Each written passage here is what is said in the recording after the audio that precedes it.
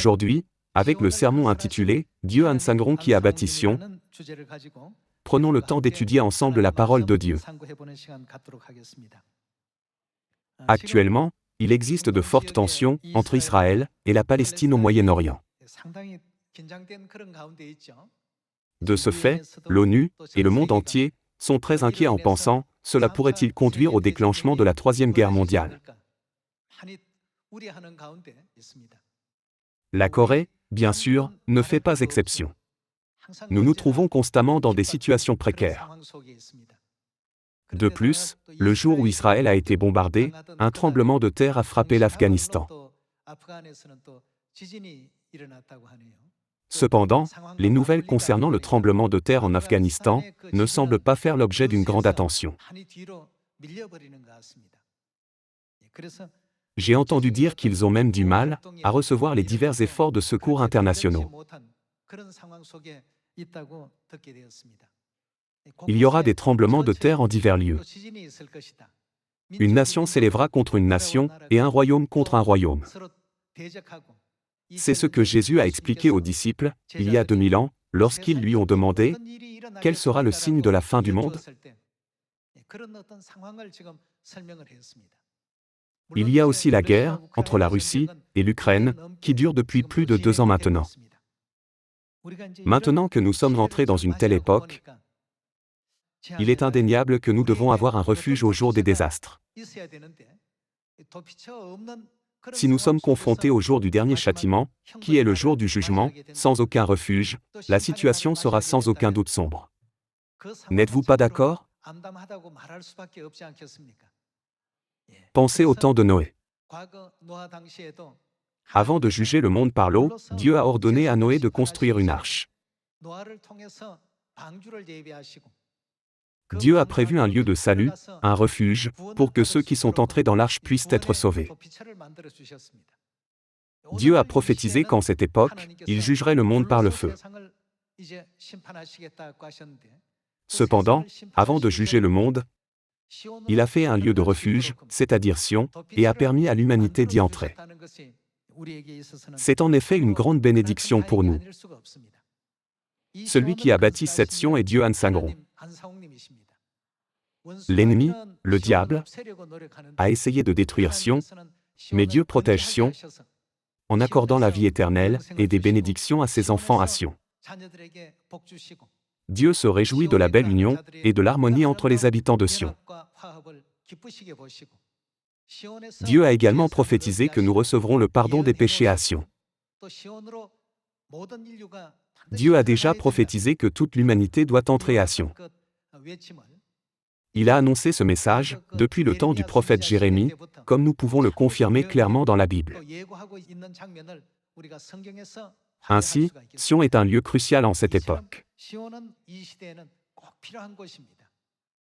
Le monde n'a pas de méthode ou de chemin disponible pour vivre une vie significative. En revanche, n'avons-nous pas reçu le beau but appelé « Royaume des cieux » et la brillante espérance appelée « Salut » ? C'est pourquoi nous devons toujours rendre grâce à Dieu Ansangron, qui a bâti Sion, et à notre Mère Céleste la Nouvelle Jérusalem. Voyons Jérémie chapitre 4, verset 5. Jérémie chapitre 4, verset 5. Annoncez en Juda, publiez à Jérusalem, et dites, sonnez de la trompette dans le pays. Criez à pleine voix, et dites, rassemblez-vous, et allons dans les villes fortes. Élevez une bannière, vers où? Vers Sion. Fuyez, ne vous arrêtez pas. Car je fais venir du septentrion le malheur et un grand désastre. Le lion s'élance de son taillis, le destructeur des nations est en marche. Il a quitté son lieu, pour ravager ton pays, tes villes seront ruinées, il n'y aura plus d'habitants.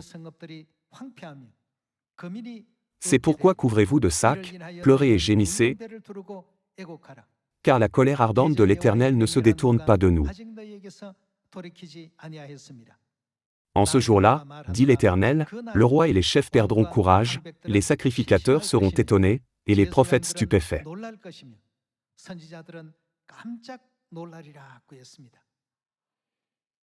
Quelle sera l'ampleur de la destruction? Une situation qui dépasse notre imagination se déroulera. C'est pourquoi il est écrit que les rois et les chefs perdront courage par peur, que les sacrificateurs seront étonnés et que les prophètes seront stupéfaits. Dans ces moments-là, où Dieu nous dit-il d'aller? Il dit, entrez dans Sion, ne vous arrêtez pas. Nous devons informer les nombreuses personnes qui nous entourent de cette vérité. Toutes les prophéties que Jésus a prononcées ne se réalisent-elles pas sous nos yeux? Bien que les gens soient témoins de l'accomplissement de ces prophéties, ils pensent, eh bien, cela finira par s'arrêter. Frères et sœurs, nous devons voir les événements avec les yeux de la prophétie et comprendre que tout ce qui se passe actuellement en cette époque accomplit progressivement chaque prophétie de la Bible. Alors, qui a établi Sion pour nous? Tout d'abord, prenons le temps d'étudier Dieu qui a établi Sion. Savez-vous tous qu'il y a une Sion spirituelle et une Sion physique? La Sion physique a été établie par David, le deuxième roi d'Israël. La Sion spirituelle est le lieu établi par le Christ, qui est représenté comme David. Prenons le temps d'étudier David et Jésus-Christ à partir des prophéties de l'Ancien Testament.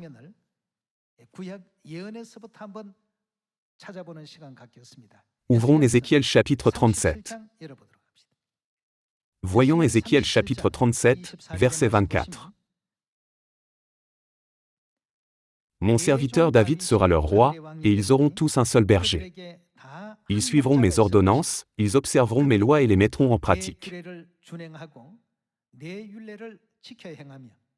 Ils habiteront le pays que j'ai donné à mon serviteur Jacob, et qu'ont habité vos pères. Ils y habiteront, eux, leurs enfants, et les enfants de leurs enfants, à perpétuité, et mon serviteur David sera leur prince pour toujours. Je traiterai avec eux une alliance de paix, et il y aura une alliance éternelle avec eux. Je les établirai, je les multiplierai, et je placerai mon sanctuaire au milieu d'eux pour toujours. Ma demeure sera parmi eux, je serai leur Dieu, et ils seront mon peuple.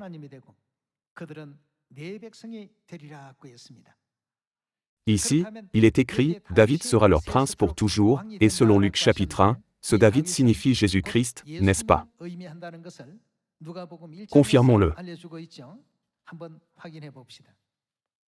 Allons à l'Évangile selon Luc chapitre 1, verset 31. Luc chapitre 1, verset 31. Et voici, tu deviendras enceinte, et tu enfanteras un fils, et tu lui donneras le nom de Jésus. Il sera grand et sera appelé Fils du Très-Haut, et le Seigneur Dieu lui donnera le trône de David, son père. Il régnera sur la maison de Jacob éternellement, et son règne n'aura point de fin. Dans Ézéchiel chapitre 37, il est écrit, David sera leur prince pour toujours, mais David n'est pas resté roi pour toujours. Il a régné comme roi pendant 40 ans. Mais ici, il est écrit qu'il régnera éternellement. Comme nous avons lu les paroles dans Ézéchiel chapitre 37 et Luc chapitre 1, verset 31, Dieu nous fait savoir que David représente Jésus. Passons à 2 Samuel chapitre 5. Voyons 2 Samuel chapitre 5, verset 3.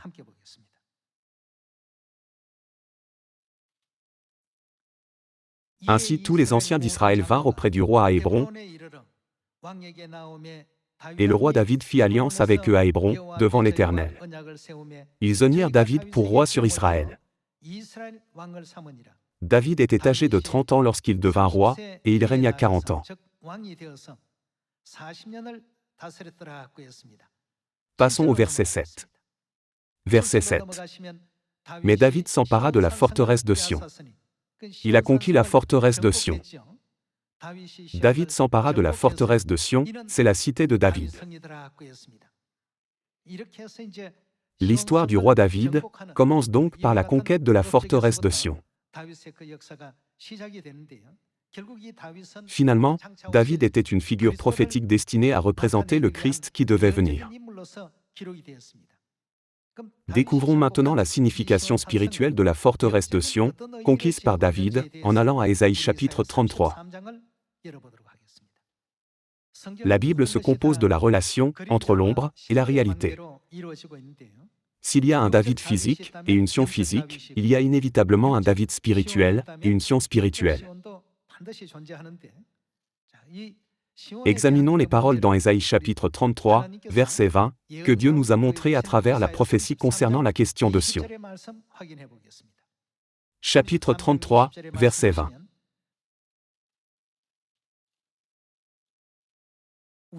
Regarde, où devons-nous regarder? Sion. Spirituellement, Sion désigne le lieu où sont célébrées les fêtes de Dieu. Continuons à lire le chapitre 33, verset 20. Regarde Sion, la cité de nos fêtes. Tes yeux verront Jérusalem, séjour tranquille, tente qui ne sera plus transportée, dont les pieux ne seront jamais enlevés, et dont les cordages ne seront point détachés. C'est là, où est cet endroit? C'est Sion. C'est à Sion vraiment que l'Éternel est magnifique pour nous. La Bible dit que l'endroit où Dieu demeure avec son peuple est Sion. Si l'on examine la caractéristique de Sion, le lieu où les fêtes sont célébrées est spirituellement considéré comme Sion. Voyons le verset 22.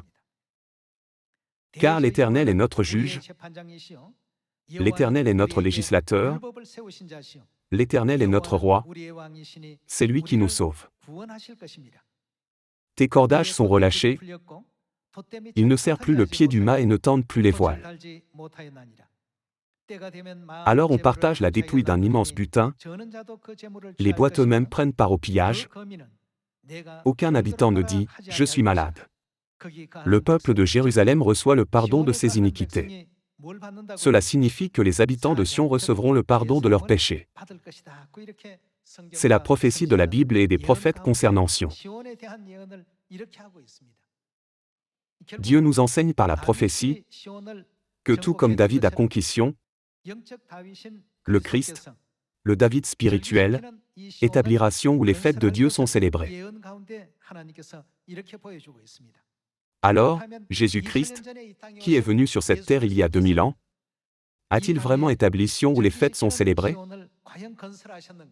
Dans Matthieu chapitre 26, verset 17, Jésus a établi la nouvelle alliance avec la Pâque. Dans Jean chapitre 7, il a célébré la fête des tabernacles. Et dans Actes chapitre 2, qu'a-t-il célébré d'autre? Il a célébré la Pentecôte. Depuis la première venue de Jésus, les saints de l'Église primitive ont célébré ces fêtes. Que signifie le fait que les fêtes ont été célébrées? Cela signifie que Sion a été établi. Mais que fait l'ennemi Satan à Sion, qui doit exister pour l'éternité? Il ne la laisse jamais tranquille. Il est prophétisé qu'il détruira Sion et la rendra déserte. Voyons Daniel chapitre 7, verset 25.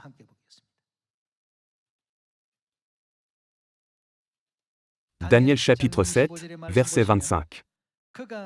Il prononcera des paroles contre le Très-Haut. Ici, le Très-Haut ne désigne-t-il pas Dieu? Puisqu'il prononce des paroles contre Dieu, qui désigne, ici? Il est le diable. Il prononcera des paroles contre le Très-Haut. Il opprimera les saints du Très-Haut. Et il espérera changer les temps et la loi, c'est-à-dire les fêtes et les lois de Dieu.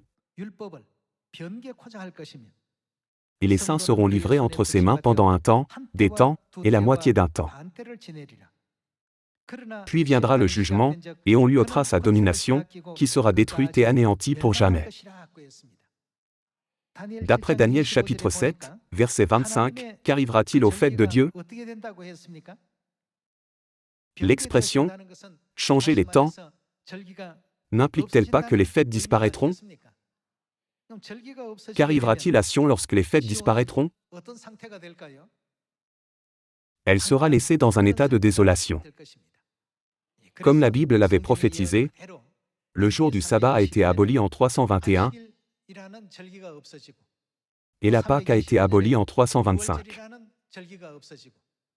C'est ainsi que les temps et la loi de Dieu, c'est-à-dire la loi de la Nouvelle Alliance, ont commencé à être progressivement altérés et modifiés.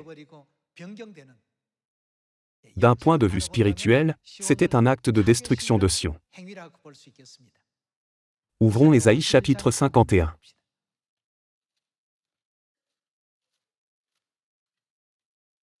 Dans Ésaïe chapitre 51, verset 2, il est écrit: « Portez les regards sur Abraham votre père, et sur Sarah qui vous a enfanté, car lui seul je l'ai appelé, je l'ai béni et multiplié. Ainsi l'Éternel, que fait Dieu, a pitié de Sion, il a pitié de toutes ses ruines. » Comme la Sion physique a été ruinée après avoir été envahie par Babylone, la Sion spirituelle a également été ruinée. Satan, le diable, a changé toutes les fêtes et toutes les lois de Dieu. Concernant cette situation, Dieu a utilisé l'expression « ses ruines », indiquant que Sion était devenue désolée. Il a pitié de toutes ses ruines, il rendra son désert semblable à un Éden. Dieu a promis de restaurer toutes les ruines, qui sont comme un désert aride, et de les rendre semblables à un Éden. Il rendra son désert semblable à un Éden, et sa terre aride à un jardin de l'Éternel. La joie et l'allégresse se trouveront au milieu d'elle, les actions de grâce et le chant des cantiques. Qui rendra Sion ainsi? Qui rendra la terre aride de Sion semblable à un jardin de Dieu? Qui a pitié de toutes les ruines de Sion, qui étaient autrefois belles? Dieu déclare qu'il fera lui-même cette œuvre. En d'autres termes, Dieu rétablira la Pâque de la Nouvelle Alliance et toutes les fêtes de la Nouvelle Alliance. Ainsi, ce n'est que lorsque Dieu viendra sur cette terre que nous pourrons réaliser la vérité de la Pâque et observer le vrai jour du sabbat. N'est-ce pas vrai?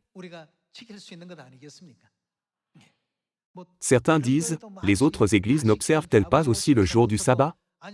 L'église adventiste du 7e jour n'existait-elle pas avant même qu'il ne vienne? Cependant, le sabbat qu'elle observe commence le vendredi et non le samedi. Cela fait partie des connaissances de base que nous devons connaître. Par conséquent, le fait qu'elle l'appelle le jour du sabbat, signifie-t-il que c'est le vrai sabbat? Non, ce n'est pas le cas. Comme nous prêchons diligemment la Pâque dans le monde entier, certaines églises prétendent « Nous célébrons la Pâque, le 14 janvier selon le calendrier solaire ». Bien qu'elles utilisent le terme « Pâque », leur célébration est-elle vraiment conforme aux ordonnances et aux règles établies par le Christ? La réponse est non. Alors, quand et par qui Sion sera-t-elle rebâtie? Voyons comment les prophètes ont prophétisé à ce sujet en allant à Michée chapitre 4. Dans Michée chapitre 4, verset 1, il est écrit: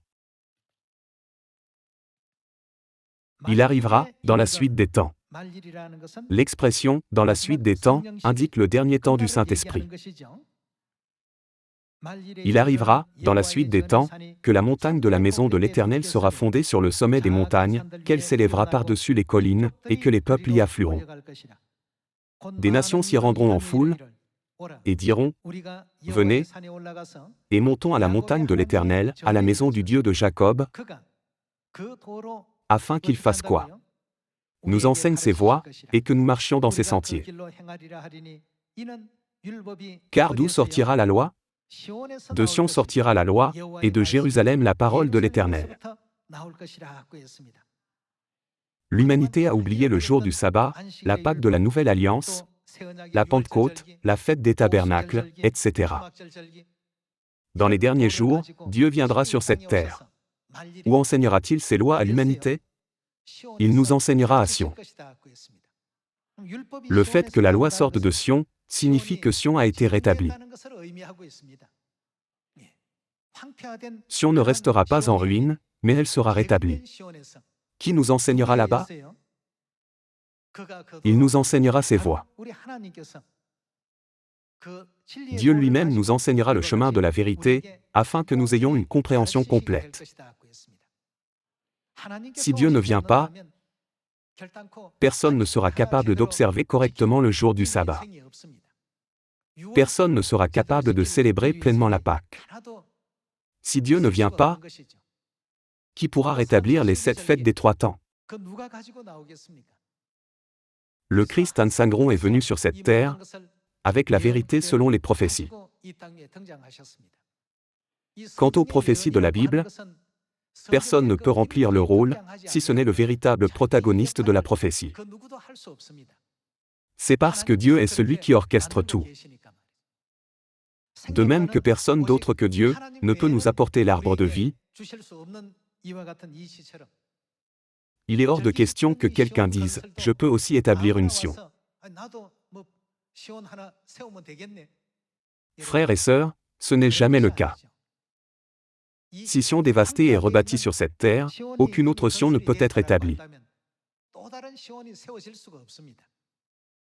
C'est un événement et une prophétie qui ne peuvent s'accomplir qu'une seule fois, lorsque Dieu vient sur cette terre et l'accomplit.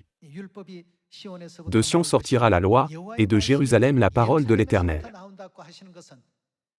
Dans Michée chapitre 4, le prophète a prophétisé que Dieu reviendrait et rétablirait toutes les règles de la vérité de la nouvelle alliance. Celui qui accomplit cette œuvre est certainement notre Dieu. N'est-ce pas clairement écrit dans Ésaïe chapitre 25? Il est écrit, « Voici, c'est notre Dieu, en qui nous avons confiance, et c'est lui qui nous sauve. » Examinons une autre prophétie affirmant que Dieu établira Sion. Psaume chapitre 102. Dans Psaume chapitre 102, verset 17, il est écrit: « Oui, l'Éternel rebâtira, que rebâtira-t-il? Sion. Qui peut rebâtir Sion? Seul Dieu peut accomplir cette prophétie. » Cela fait 2000 ans que Jésus est venu sur cette terre et qu'il est monté au ciel. Durant ces 2000 ans, d'innombrables personnes se sont plongées dans la Bible, l'ont étudiée et recherchée, et ont présenté leurs propres opinions, sous la forme de livres et de dizaines de milliers d'articles. Pourtant, personne n'a mentionné la nécessité de célébrer la Pâque ou les 7 fêtes des 3 temps. Pourquoi? Qui doit venir? Seul Dieu peut rétablir la vérité et nous enseigner la vérité. C'est pourquoi il est écrit, « Oui, l'Éternel rebâtira Sion, il se montrera dans sa gloire. » Que se passera-t-il lorsque Dieu rebâtira Sion, se montrera dans sa gloire, et enseignera ses voies à son peuple dans les derniers jours? Continuons avec le verset 18. Il est attentif à la prière du misérable, il ne dédaigne pas sa prière. Que cela soit écrit pour la génération future, et que le peuple qui sera créé célèbre l'Éternel. Continuons avec le verset 20. Car il regarde du lieu élevé de sa sainteté, du haut des cieux l'Éternel regarde sur la terre, pour écouter les gémissements des captifs, pour délivrer ceux qui vont périr, afin qu'il publie dans Sion le nom de l'Éternel, et ses louanges dans Jérusalem, quand tous les peuples s'assembleront, et tous les royaumes, pour servir l'Éternel. Nous regardons la prophétie dans le livre des Psaumes, selon laquelle des gens du monde entier viendront à Dieu, qui a bâti la vraie Sion, et lui rendront gloire. Passons à Psaume chapitre 87. Psaume chapitre 87, verset 5.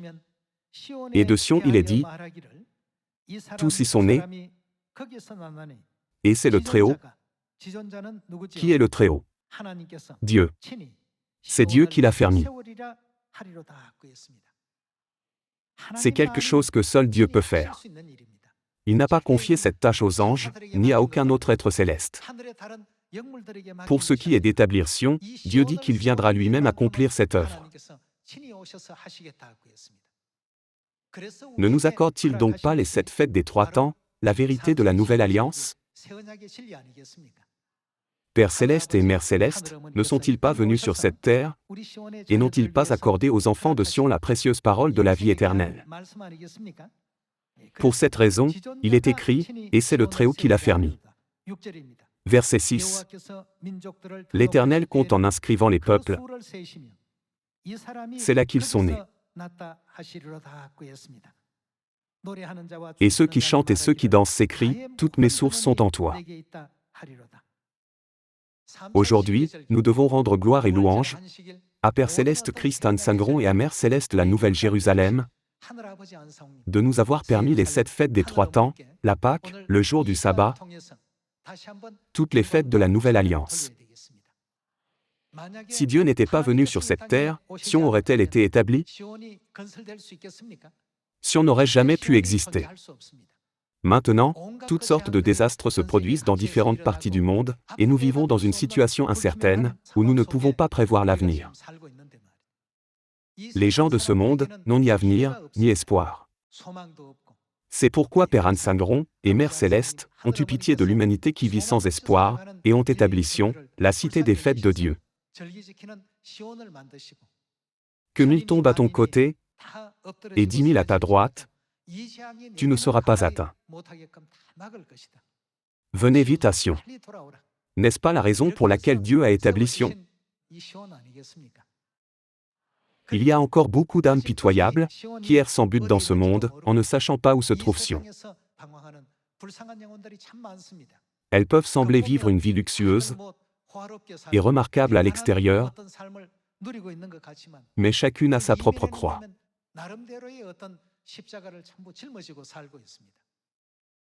Nous devons encourager ces âmes malheureuses, retourner à Sion de la vérité, où Dieu demeure, et où le royaume des cieux est promis.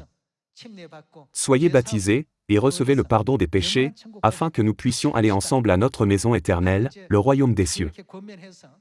Je vous demande sincèrement à vous tous, qui avez été appelés en premier, de guider tous les gens du monde entier, afin que les repentis puissent tous revenir dans ce sanctuaire de vérité. Par cela, j'aimerais conclure le sermon. Merci beaucoup.